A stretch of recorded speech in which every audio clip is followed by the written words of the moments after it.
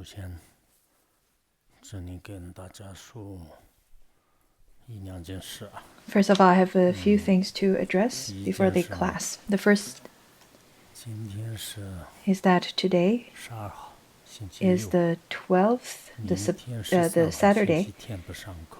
No class tomorrow. 然后 That is Sunday the 14、 13th. 15 14th, 15th, we will have class on Sutra of Great 然后 Liberation. 从15号到 Between 15th 28 to 号之间呢， the 我不可能有 28th, I will not have 不要这样 classes. 不然有点不好意思。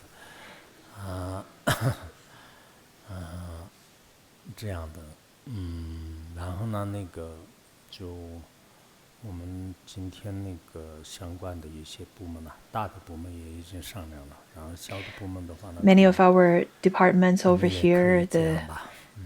本身是我们可能好多 the different groups. In fact, we already had meetings, especially the groups, for example, that serves the Sangha and that would have, for example, service hours and so on and so forth.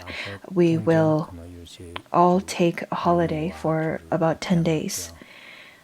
Some of the departments will take only 5 days of a summer holiday. Some will take 10 days. After consideration, I do think the schools usually would have a summer holiday and winter holiday. We usually would have a longer winter holiday over here because it's really cold, so it's about 2 months. And for summer holiday, we never really had a summer holiday, so to speak, during Phuntsuk Rinpoche's time. It is only for the time nowadays that we started to take summer holidays. There are people who wanted me to give teachings and a group of people who didn't want me to give teachings around this period of time so that they can take holidays as the weather is really pleasant over here.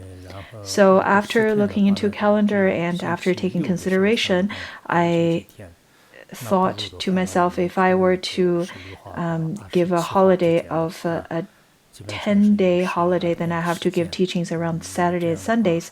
Then I'd rather resume the teachings on the 28th. In this way, we will resume our teachings on Mondays and Tuesdays, so that if the people have to go to different places, if they have to travel to elsewhere out of Larangar, they would still have enough time to do so. Therefore, we had this meeting. The big departments and the bigger groups over here decided on the various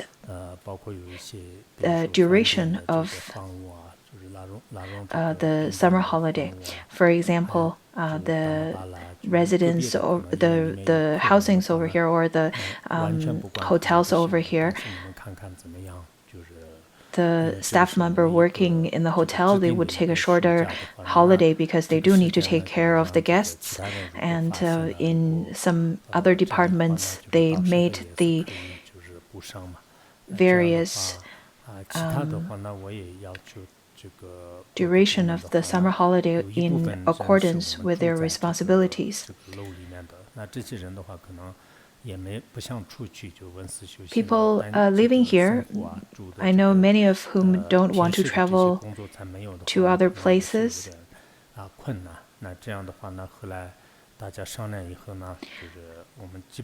But if there are people who want to or need to go to different places, I think it's quite important for them to take a break. In terms of the cafeteria, without people staffing in the cafeteria, it would be difficult for some of our staff members to have meals. Therefore, they're still going to serve for the Sangha to provide meals for the staff members only, though. It seems that we have more and more rules in terms of management, rather less and less rules about our studies and contemplation. It seems that we've been making our schedules around the different Dharma assemblies. We have the 4 Dharma assemblies back to back, and then in between we have the summer holiday, and then very soon we will have the Sukhavati Dharma assembly, and then very soon the Parinirvana Dharma assembly, and then a year is gone. Other than those Dharma assemblies, we also have different talk offerings and different practices in accordance with the virtuous and auspicious days. Other than that, it seems that we're very busy. We don't have enough time to engage in study and contemplation anymore. Anyhow, this is regarding to our holiday time, our summer holidays. There are people who feels that we don't have enough time engaged in study and contemplation, and there are compos and camels who might have a sense of objection, feeling that why don't we use the Saturday and Sundays and engage in study and contemplation? Well, you could ask your disciples to engage in study and contemplation, but I'm not sure how many people would show up. Anyhow, after lots of contemplation up on the summer holiday, I think though we may lose some opportunity in terms of study, the opportunities of engaging in studying. However, we do practice and study with great diligence normally. Therefore, I think it is still a good idea to take a break.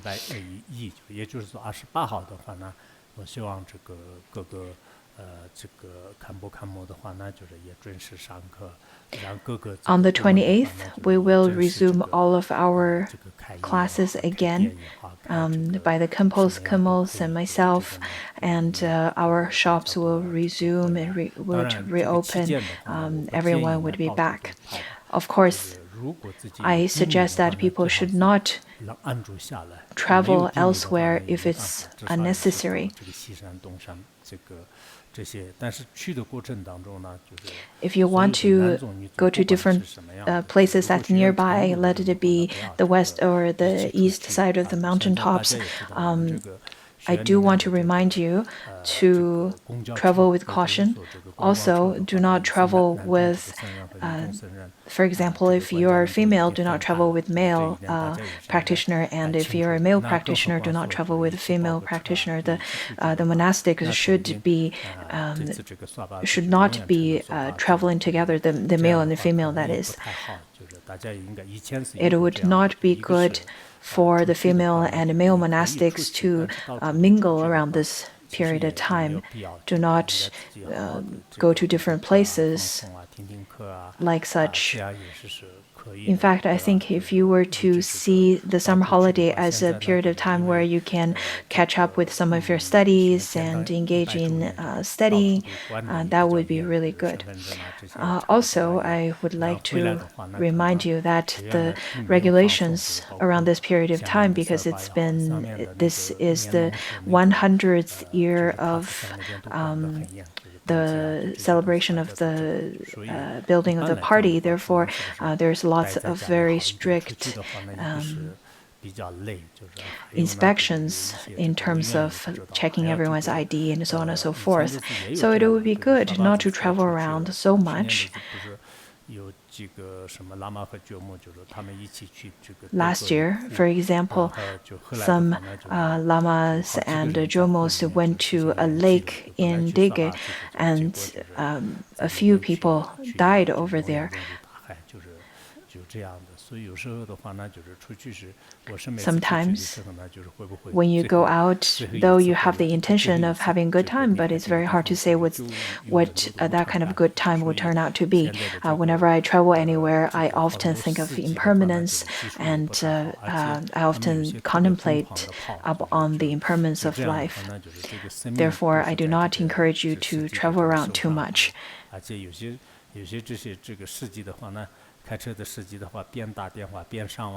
There are drivers, for example, whom in fact also create those kind of hazardous actions while driving. For example, they would talk on the phone, they would do all kinds of things while driving. We can see that nowadays traveling is not the safest action to take nowadays. The lamas nowadays, I noticed that they've already all gone out of Larungar. When I was coming down to the main building today from my residence, I noticed that there's not many one over there around the lamas section, the male practitioner section, and that is mostly probably because everyone went out. In the past, usually the lamas would set up different tents around the valleys and enjoy the summer holiday. However, I think it's different nowadays. People would travel around to Lhasa, to Mount Wutai, to Lake Qinghai, and so on and so forth. They would take different cars and travel around. In the past, the lamas would consider that setting up tents and having a good time while camping, that's the best way to celebrate summer. But nowadays, I think people have a very different opinion and idea about what is a good time. People who want to travel around and see so and so teacher, so and so lamas, I hope those of you could abide in your right mindfulness and try not to travel around too much. Today, I want to make this clear. Let it be let it be taking a relaxing time during summer holiday or for other reasons. I want to make an announcement about the time. That is between 15th to the 28th. Another thing I would like to address is that every year we have a group of people whom graduate from Larungar, and after graduation, you can go back to your hometown or go back to your monasteries or go to different places where the Dharma is not prosperous to propagate the Dharma. If some of our graduates cannot find a place where they can give teachings, where they can benefit sentient beings, then yes, temporarily you can still stay here while seeking for such opportunities. While you're staying here, I still encourage you to engage in proper study and contemplation and practice.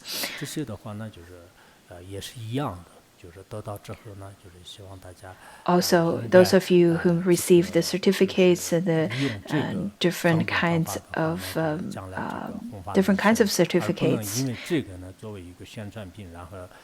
I hope you use those certificates properly rather than seeking for fame and your personal gains. I hope you use those certificates or graduation certificates as a means to propagate the Dharma rather than to seek for the 8 worldly Dharmas. I'm sure those of you engaged in diligent study and contemplation and practice and receive those certificates, you will engage in propagation of the Dharma and beneficial activities to benefit the sentient beings. Some of you may have auspicious conditions to propagate the Dharma now. Some of you probably don't have such conditions right now, but do not grasp onto it too much. Do not feel disheartened if you don't have the opportunity. Even if you haven't received the certificates right now, at least if you can study and practice with diligence, right now, you will have such opportunities still. There are people that would encounter great difficulties on the path. But as practitioners, we need to learn how to turn those adversities into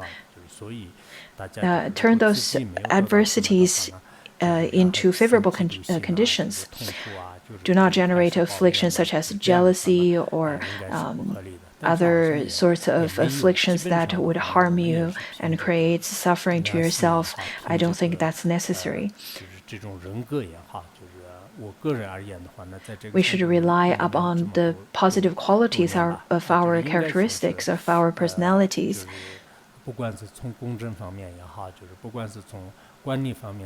I myself, from the aspect of being, for example,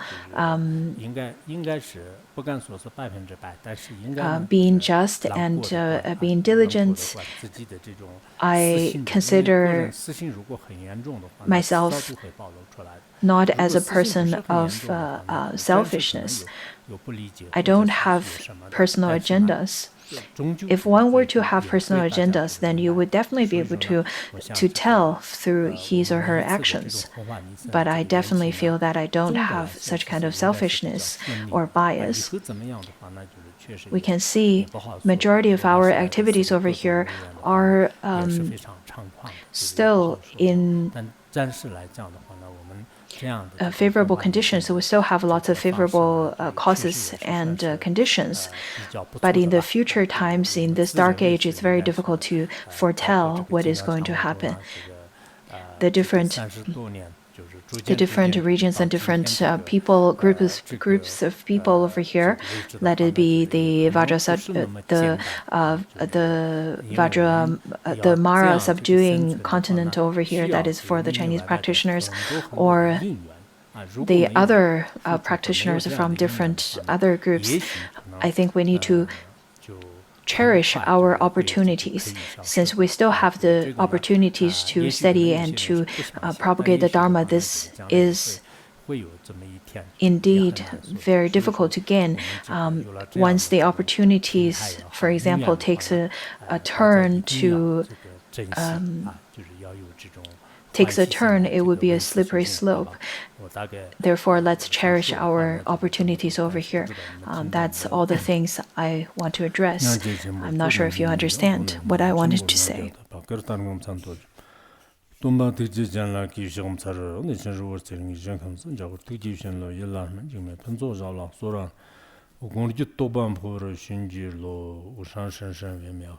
The answer past profound and wonderful Dharma is difficult to encounter in billions of eons. I now see it here to receive it and uphold it, a vow to fathom the Tathagata's true meaning in order to liberate sentient beings. Let's generate the supreme bodhicitta.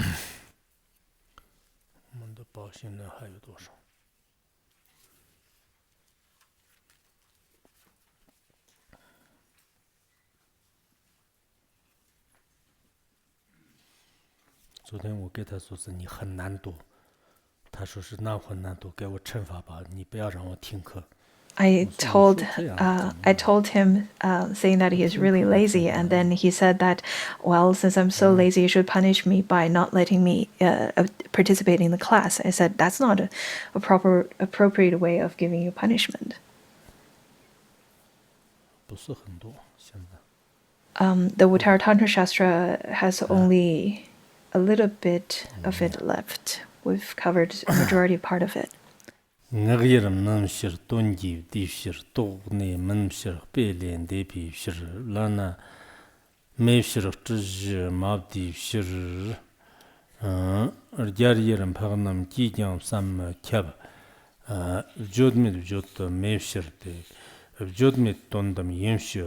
Dondam taksha mamshirte, tangman jihpa shaman shir, homan lana mepi shir, lana mepi mavdi shir, mavdi nepa mepshir, yondan kyunto mepshir ro, jirnga takam chavi shir, churkup samme kyaba te, trikbe te ngumanu shir, zirkup samme kyaba go, lamede ishi tikji cheso yondan parur shombi rjarwa samma kyawa dina rangshon namji tami tsirndo no rangshon namji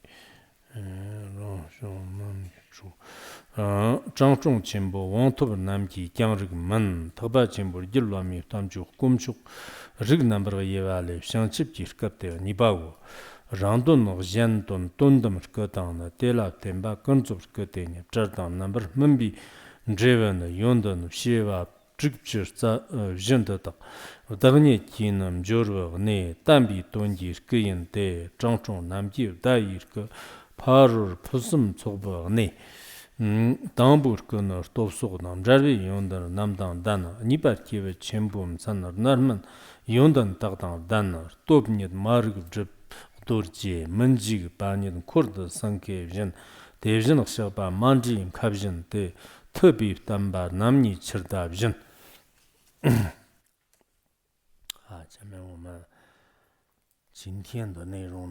Let's continue with our class on the Uttaratantra Shastra, and today we're going to talk about the inconceivability aspect of the second chapter. We are covering the 8 aspects of enlightenment. Previously, we've already covered on the essence, the cause of enlightenment, the fruit,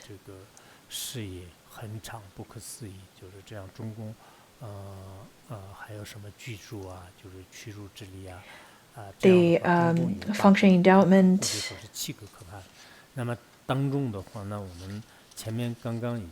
There are 8 in total, and we've already covered all the way till the permanence aspect of the enlightenment. And today we're going to talk about the inconceivability, the inconceivable aspect of Bodhi. People would usually talk about Bodhi, the enlightenment. How can we fathom enlightenment? We may have a vague idea of what enlightenment is, but usually people do not have a very clear idea about enlightenment, and in fact people can't have a clear idea about enlightenment because it is inconceivable.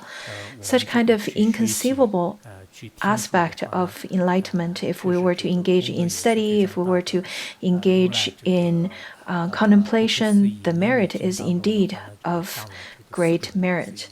The merit is indeed great. Over here, we've already talked about, since we've already talked about the other 7, today we're going to talk about the inconceivable aspect. And in terms of the inconceivable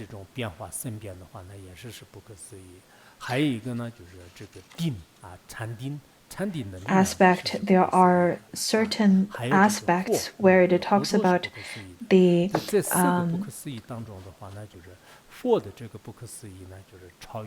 Buddha is inconceivable, the Samadhi is inconceivable. So there are the 4 kinds of aspects that's inconceivable. And today we're going to talk about the inconceivability of the Buddha.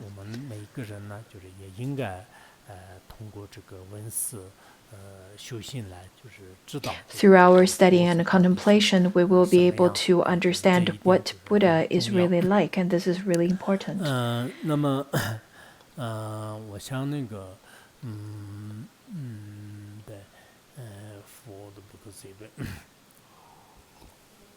In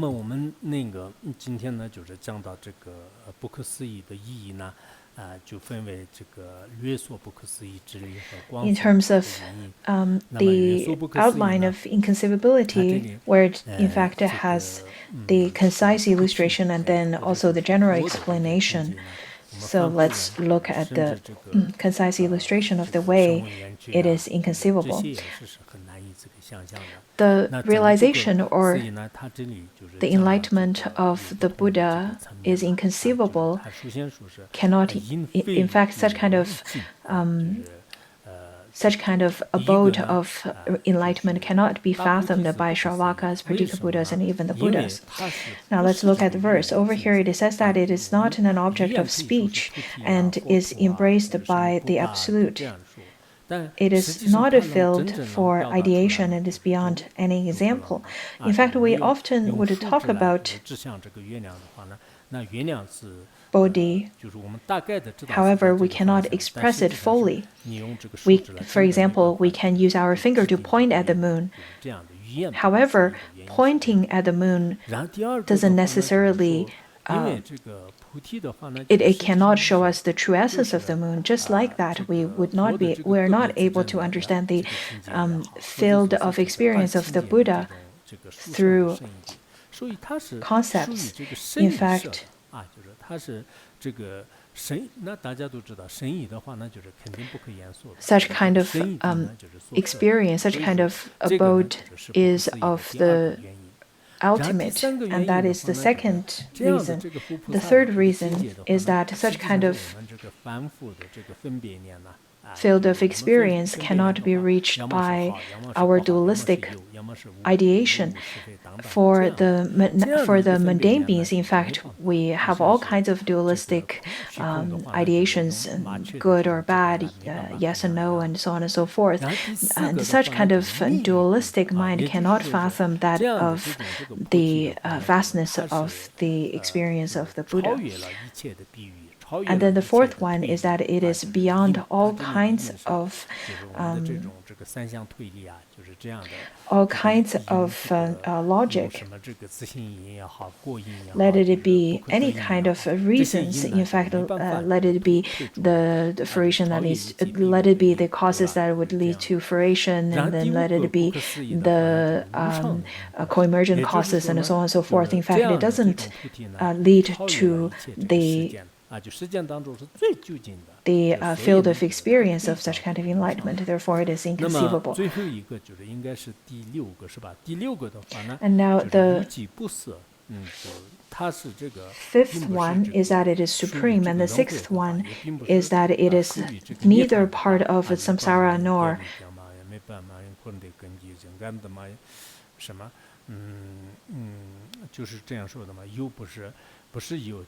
nor of existence, nor nirvana, neither samsara nor nirvana.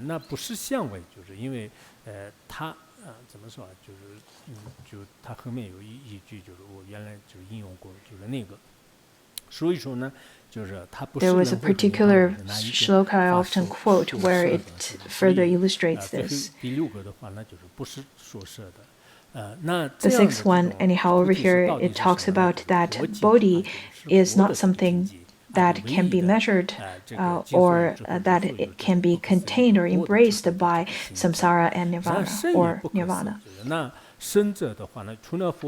Such kind of field of experience cannot be fathomed by the great sages nor the bodhisattvas of the 10th bhumi, and it cannot be fathomed by Shravakas and Pratika Buddhas. If all of those great sages cannot fathom such kind of field of experience, how could mundane beings fathom the experience of such?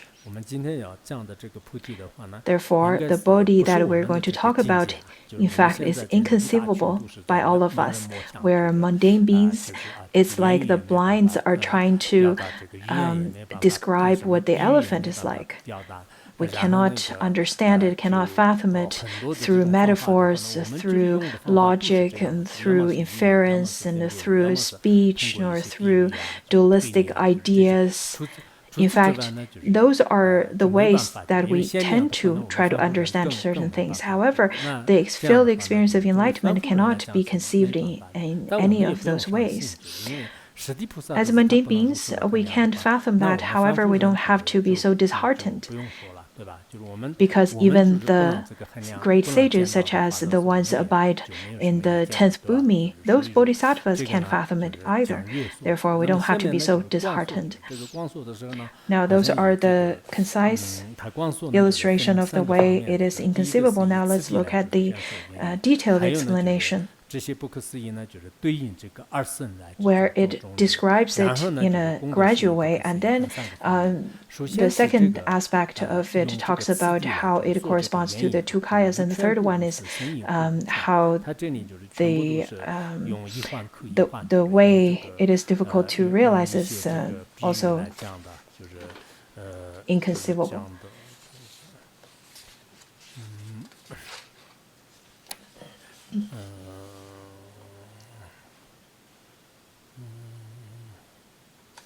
It